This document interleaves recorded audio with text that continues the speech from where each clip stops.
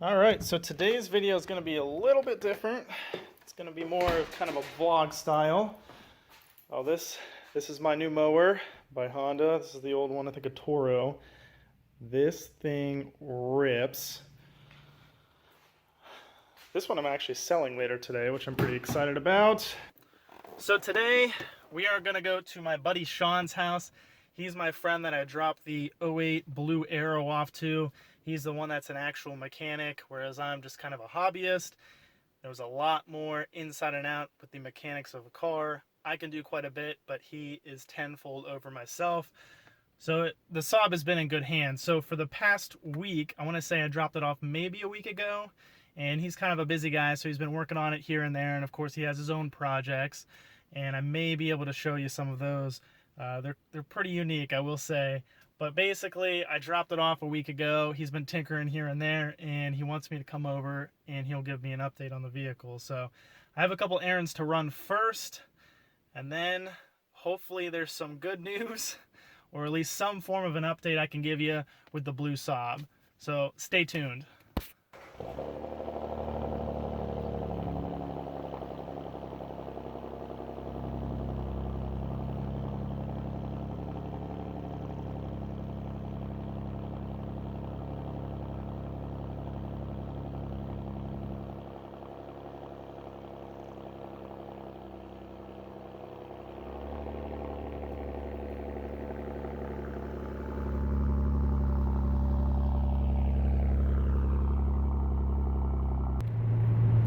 So first on the list today, I did mention some errands I needed to run.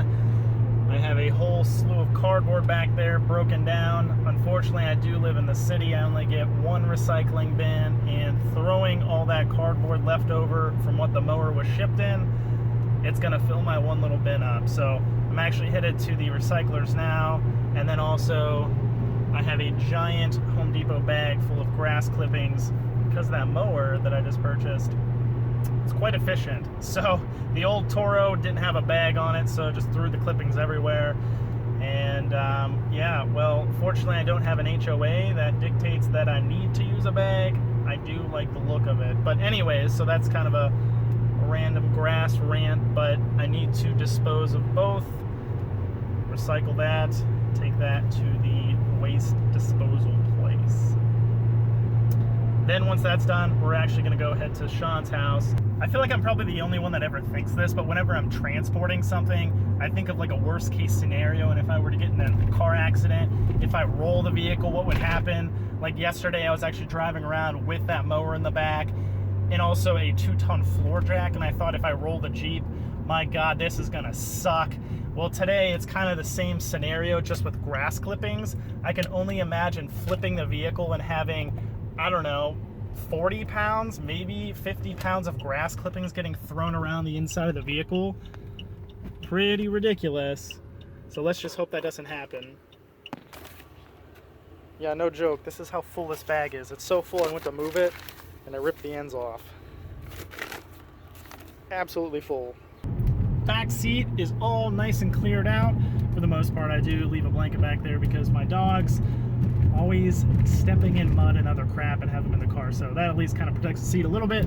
But now we are officially on our way to Sean's. We're actually almost there, and I actually have a surprise for him.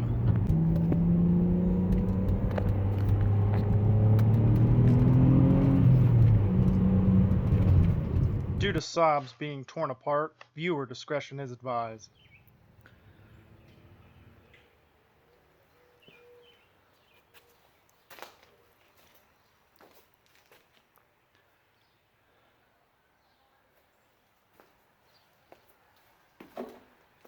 Dang.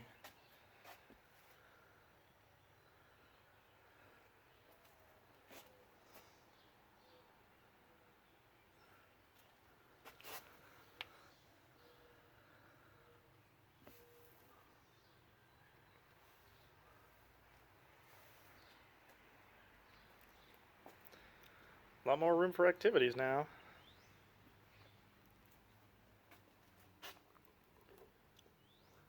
Hey, what's up, man?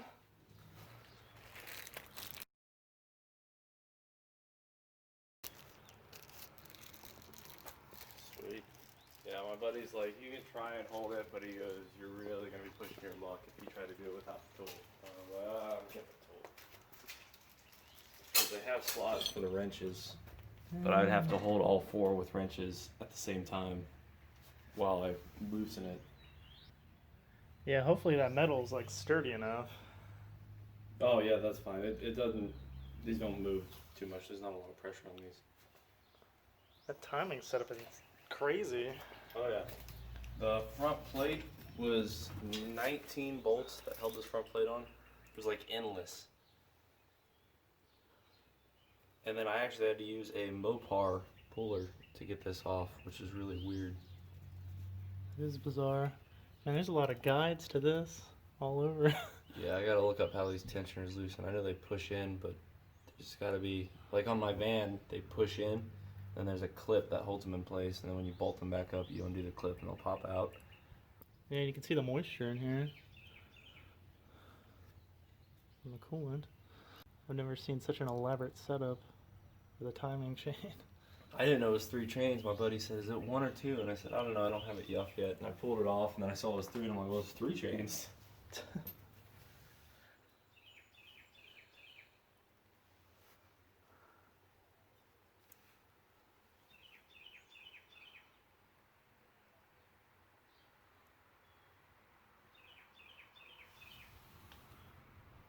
So you said the tool just like goes in here? Well, the tool goes on the back of the cams in these slots. Oh, okay. If I didn't have the tool, I'd have to put wrenches on these. But if I used wrenches, I'd have to hold all 4 of them. Or do 1 head at a time, which would take forever. Right.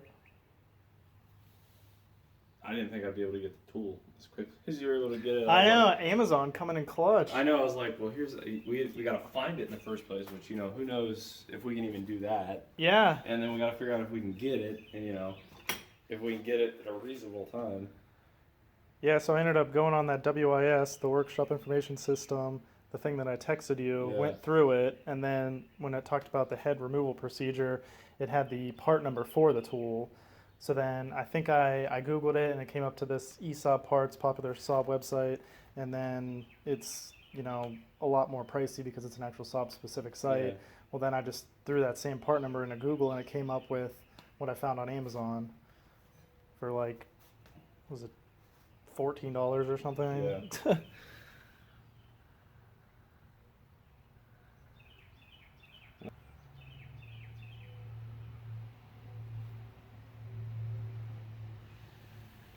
And your water pump looks fine. Okay. I mean, you got a new one anyway, but I mean, there's no resistance. All the teeth look fine.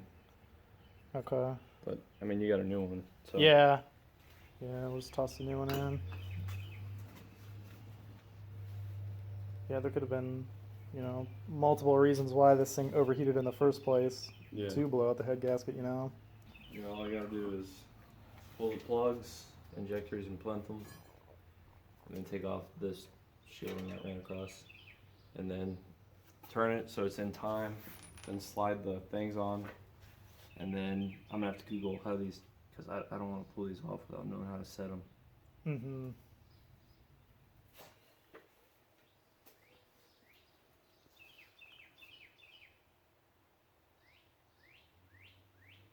It's quite a sizable V6. Look at all this electrical mess. Dang. Yeah, I pulled it just off the top instead of stripping it off the motor like I was going to. Yeah, that was smart. Pull everything off to the side there. That's a pretty big alternator. That thing was a pain to get out. I can work at it for maybe 10 minutes. It was pretty tight in there.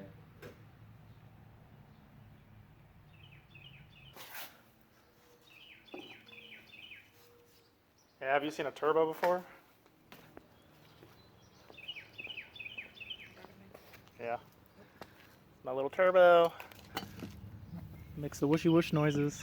You don't get to call that a little turbo. Oh yeah. I wish I had that in my car. Yeah, your VR4 is just super tiny. Yeah, whenever you pulled this off, it was full of coolant. I see. Which it's not supposed to be. Of course not. just to get to this, he pulled off basically all the stuff on the front of the engine just to be able to remove it. Yeah. I thought that was going to be the easiest thing to pull off because I was like, it's the only thing that's like right on the top. It's, you know, it's right there, and nah, it was a pain. Good news is I get to stick everything on the motor before I put it in the car. And Yeah, that'll save you some time. Yeah, and then we'll just connect all the wires and stuff, and then put it in your front radiator cord and everything, and we'll be good to go.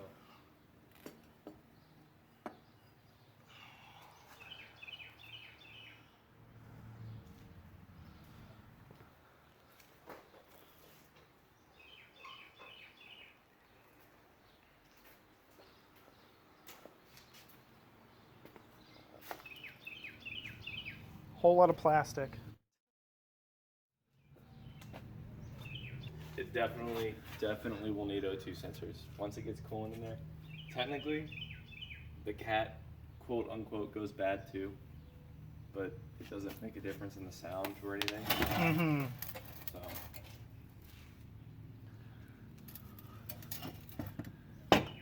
Yeah, it's quite an interesting shape to get out of there. And it'll smoke for a while when you start driving it because coolant doesn't burn. So all the coolant, your exhaust, is still in there. Oh, I bet. Well, that's Yeah. like whenever we towed it, Kelsey was behind me, and she said a bunch of crap came out of the exhaust, liquid. Yeah. And I'm like, yeah, it's probably, you know, moisture, some water built up just in there, but also I imagine there's probably coolant in the exhaust as well. Which, judging by the turbo and then the exhaust manifold that you pulled off that was literally filled with coolant, yeah, that exhaust got probably a ton of coolant in there. Makes me wonder how long the previous owner just like kept running the car until it got to the point where it's just there's so much coolant in the exhaust and then the cylinders that just wouldn't even fire anymore. Oh yeah, that whole motor's coolant. That's why I'm real curious once you pull those heads off. Good news is if it does need a motor, I save myself a lot of time. True. 'Cause That is true. it's Yeah, already that was my fear, was even within the car, you pull the heads off, you get them off, and it's just like there's not really enough room to do what you need to do, especially like the timing. Like I can't imagine doing all that stuff at the timing because it's so close to here. Yeah, and then they took that panel, the inner fender line. Oh yeah, I guess down and under did there. everything, and I was like, dude, that's just too small of a space, man. Yeah. And like I said, there were 19 bolts, and it still took For me just that cover. Yeah, it still took me a hot minute just to get all 19 with my impact. Yeah, and I can't imagine doing that with, you By know, hand with a ratchet on everything. 3 inches of space. Yeah. Yeah, they definitely shoehorn that engine in here. If you got the ability to pull it, just drop it. Yeah, because I mean, really, you wouldn't have had to have taken off much of that front stuff. Obviously, like this core support and the cooling system or whatever, the radiator and whatnot. But well, after I took that stuff off, the only thing left on the car to pull the motor was the harness, which isn't that hard. It just unclips from the sides, and then the rebar. yeah, because then you pulled steering column stuff. That was one bolt. It's one bolt to drop that out. Dang. It just clamps it in there. One bolt for that, and then technically 2 for the cradle, but because that bracket, I pulled it out anyway. Mm-hmm. I could have wiggled it out, but I just wanted to pull the other 2. So 6. And then the mounts. Yeah, strut's still in there, undid the sway bar end links. Obviously the calipers, unbolted those, but you kept them up, didn't you? Yeah. I So could we have don't have taken to the mess easy way with- and just disconnected the brake line, but I was like, I don't really want to mess with bleeding brakes on this thing when I'm done. Yeah. Yeah, because I don't know as far as like the ABS pump, because once you get like air in that, if it drains so low, that's probably a giant nightmare. You get an air pocket on that thing. Oh yeah. Yeah, I think that was the best route. Just drop the motor. Now you have all the space you could ever want. It wasn't bad to disconnect or drop. There really wasn't a lot. It just looks so crazy. I could have done it in a day if I didn't go about it the other way first, and then go to do that. Well, now you know. Yeah. To do anything on a Saab on the engine, you just drop the whole Yeah, I'm just cross dropping it. member with the engine. 4-cylinder, I'm dropping it. Yeah. Right. 4-cylinder, I could do the head in the car. I'm confident in that. I know that for a Yeah, fact. there's a lot more room. Yeah. I said what you need to do is build that motor internally, make some power out of that engine, and then take the motor out of your Saab, put it in this, and then put the built one in your Saab. I know. No, it's killing me. What I really want to do is find a cross-wheel drive one, an all-wheel drive version, but they are just so hard to find in a 6-speed manual. And there's like a super unicorn one where it's the wagon. Yeah. Kelsey would kill me. She does not like the Sport Combi wagons, but I love the wagons. I would kill for the Sport Combi wagon, the V6 turbo, 6-speed manual, all-wheel drive. I mean, this thing would be a beast.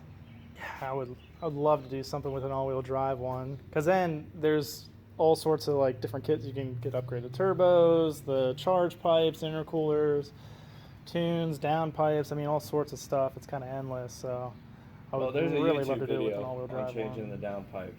Yeah. And he didn't show how to get the cat out. He just showed how to unbolt it and then wiggle it out. So if you do a downpipe, that's a little harder. Because like you wiggle it out and then it flips over to another shot and it's halfway out. And you just wiggle it out more and then the next shot it's out. And I'm like, well, that's not helpful at all. It's probably even worse on the all-wheel drive versions as well. Oh yeah. Because I think actually the transmissions are the same. It's just how the transfer case bolts to it. Because I think it like basically replaces this like intermediate shaft and this mount. It like, I think it kind of lives in this area. The transmission is the same, but it's a different case and an extra shaft. Like my VR4 transmission is the same exact manual transmission out of the 3000 GT, but I have a second shaft that comes out and that goes into my transfer case. And it's in the bell housing, so it's the same transmission as the two-wheel drive one, but it has that extra shaft that pops out. Yeah, all of these right here, these were the ones just to pull that front plate off. Holy crap. I assume it's some sort of seal, but it's plastic, so yeah, not that's 100%. That's interesting. I'll have to look that up. Huh. That's bizarre. I know it's not crucial because that's not what seals it. Yeah, because I imagine there's a giant gasket or multiple gaskets around this I think thing. you have to put a sealer on it. Oh. It looks like. Yeah. Yeah.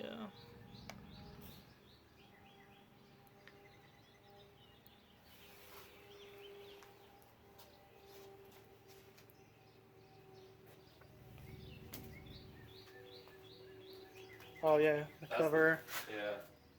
Holy I had to fight crap. those. I think those are camshaft sensors.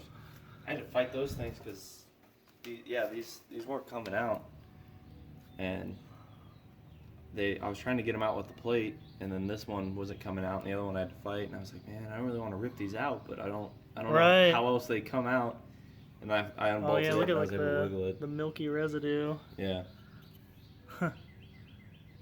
So these would be for the variable valve timing, right? These ones. I think Because I think these would be the regular cam sensors, and then these. Yeah. Huh. That's pretty wild. Yeah, because that's an inlet for oil right there. Inlet or an outlet. That is a huge cover. I thought maybe it was like my van. My van, because you can't see it face on, because the way the engine is. I thought maybe it was like that. It has two sights at the top where you can look through, and then you look down the sights, and then move it to look. But this didn't have that either. And this would be the front cover, right? The motor Where mount. the water pump is behind. You'd have to actually pull that off to change your belt. There's only one belt for the whole thing. Wow. I guess that explains why all those parts were in the trunk. Yeah. the thermostat housing, the Yeah, water pump, the SERP belt. Nah. Yeah, not putting the time into it.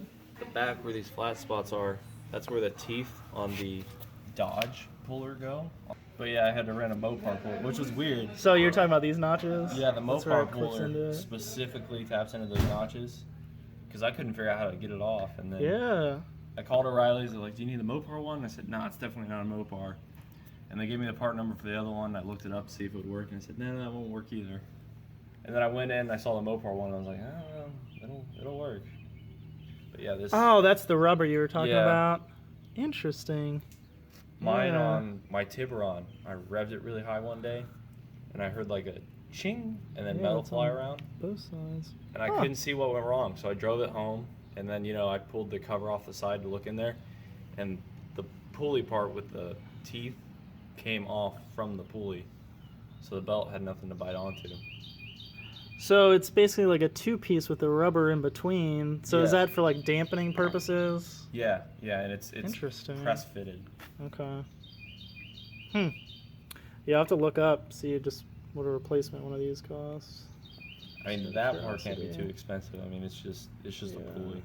Worst case, look it up for the GM motor. It'll be the same. Yeah, pulley. true. Well, that's like the tools I just gave you for the cam lock tools. It said, you know, obviously the 2.8 and then Yeah. the 2.8 Cadillac motor, the non-turbo one, but then I think it also said the 3.0. Yeah. So I'm not sure what other GM motor that would have been in. If I can do it the right way for 15 more bucks rather than just Yeah. really push it, I mean, Yep, you know, exactly. if it was $1,200 for that, I'd be like, Yeah. let's try and figure it out. Well, that's whenever you told me you needed like a Saab specific cam lock tool, I'm like, oh my goodness, how much is this going to cost? You know, I was at least expecting like somewhere between like 60 and 80 bucks. Yeah. And then kind of par for the course on that eSaab parts website, you know, that price range. But then as soon as I threw it into Google and Amazon popped up, I'm like, oh, here we go. Yeah, all right. That's fine. And then Prime, you know, I basically got it in a day and a half because I That's ordered what- it real late. That's what my buddy said when I told him I needed that. He goes, good luck getting that part in a decent time.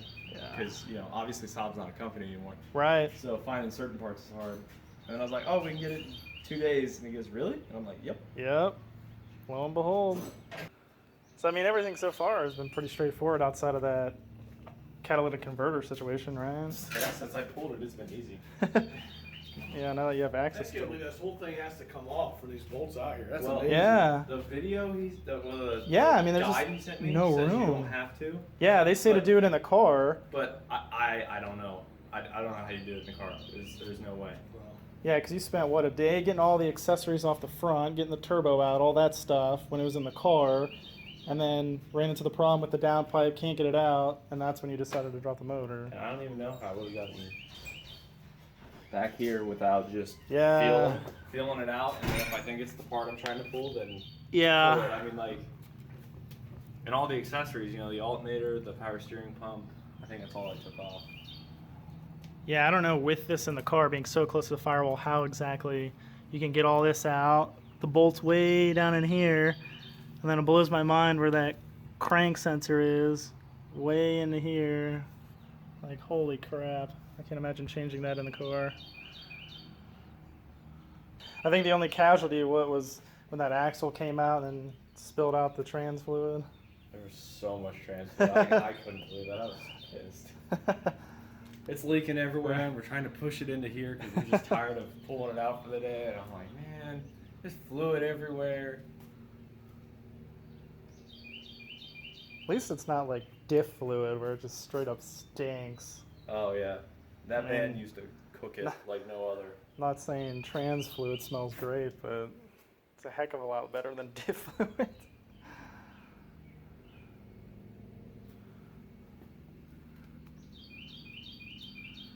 I mean, suspension-wise, everything seems alright. It's a little crusty.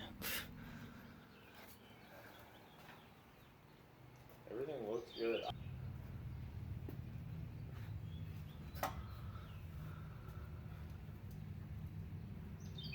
Yeah, I cannot imagine doing a thermostat with, you know, the turbo and everything on there. That's Oh, got to yeah. be quite a job. Well, you have to pull this off just to get this off. So, True. Yeah. I mean, you better find a way to finagle it if you don't want to take that back manifold off.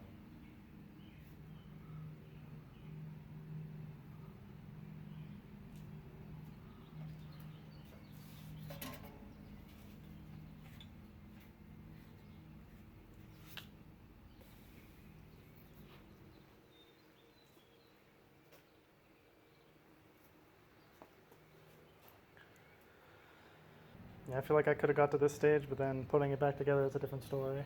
Especially in like my tiny little garage. Yeah, you would have taken up I both spots in the garage. Yeah. And this is kind of a steep driveway, and it's cracked everywhere. It would have been really scary taking that cherry picker out of the garage and then trying to move it over one thing on your, because your drive is steep. Oh, yeah. And it's smooth too. Yeah. This thing, the cherry picker was only on 3 wheels the entire time. The one wheel was probably a quarter of a foot off the ground the whole time. I can only imagine how much this thing weighs. The motor and trans should be probably about 600 or 700 together. And the bottom subframe and stuff probably only weighs close to like 100, 150. Honestly, the heaviest thing is going to be the rotors. Subframes weigh almost nothing. Yeah, true. Yeah, there's some pretty big rotors. That's what everybody said when they saw the pistons. They're like, those are big brakes for only one piston. Yeah, yeah, they're sizable. What's crazy, I think, so this is the Aero model, and it's got the bigger brakes than like the standard Saabs, or the standard kind of base model 9.3s, and I think these are like 314 millimeter rotors, give or take, but then the Turbo X, which is like their specialty all-wheel drive, like top tier, kind of like exclusive model car, that has like 345 millimeter brakes, so they had a bigger brake option than what's on this car currently. Yeah. Yeah, and I shipped out recently a set of Aero calipers I think I was telling you about that I sold recently, and I want to say they were like 17 pounds a piece, the calipers, to ship. It's a lot of weight in a caliper. So it is actually a couple days later, and when I was editing the video a little bit, I realized that I didn't even film an outro. At the point where I was talking about the brakes right after that, I kind of veered off the rails a little bit, and I got super distracted and wasn't even paying attention to anything Saab related at that point. My buddy has a 1991 Mitsubishi 3000 GT VR4, 5-speed manual, all-wheel drive, twin turbo, 90s awesomeness, and I just super got distracted, and unfortunately that's kind of where the Saab update ends at this point. But if it's something that interests you, I did kind of film some clips of the VR4 talking with Sean about it, and if you're interested, I can probably cobble something up together and do a small video about that. But this particular video, I wanted to just simply keep it a Project Saab update. So that's it for today. Hopefully you enjoyed this video. Progress is being made, next steps. We're going to use those cam lock tools. We're going to take out the cams, pull the heads off, send it to the machine shop, see if they need machined, flattened, redecked, whatever, cleaned, and then put everything back together. At this point, I already ordered the parts from various other suppliers, so I do have parts, assuming the head gasket is the issue, already on the way. So whenever it gets back from the machine shop, it is literally ready to go. Slap everything back together and hopefully get it running as soon as possible. I know there's a long road ahead. There's plenty more videos coming up, so be sure to subscribe. If you like this video, you like the update, be sure to give it a thumbs up. If you have any questions, comments, concerns, be sure to drop a comment down below and let me know what your project is. Maybe it's a Saab like mine, but let me know in the comments down below. Thanks for watching. I'll catch you guys and gals next time. Been told that they can bear